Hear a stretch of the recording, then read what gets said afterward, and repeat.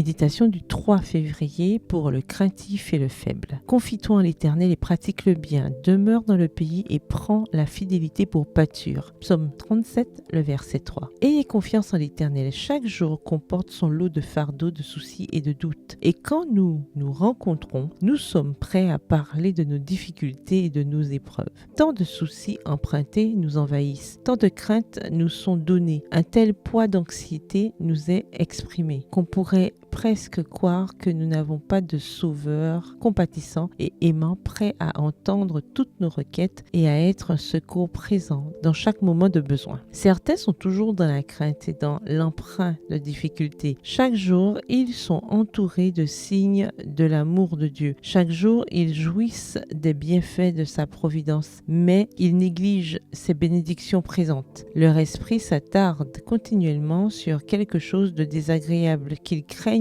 de voir arriver. Ou bien, il peut exister une difficulté qui, bien que minime, les aveugle sur les nombreuses choses qui méritent de la gratitude. Les difficultés qu'ils rencontrent, au lieu de les pousser vers Dieu, la seule source de secours, les éloignent de lui, car elles éveillent l'inquiétude et le mécontentement. Frères et sœurs, est-il bon que nous soyons ainsi incrédules? Pourquoi devrions-nous être ingrats et méfiants? Jésus est notre ami. Tout le ciel s'intéresse à notre bien-être et notre anxiété et notre crainte attriste le Saint-Esprit de Dieu. Ne nous livrons pas à une sollicitude qui ne fait que nous tourmenter et nous épuiser et qui ne nous aide pas à supporter les épreuves. Ne donnons aucune place à cette méfiance envers Dieu qui nous pousse à faire de la préparation à l'avenir la principale préoccupation de la vie, comme si notre bonheur était constitué de ces choses terrestres et que nous pouvions les obtenir en ignorant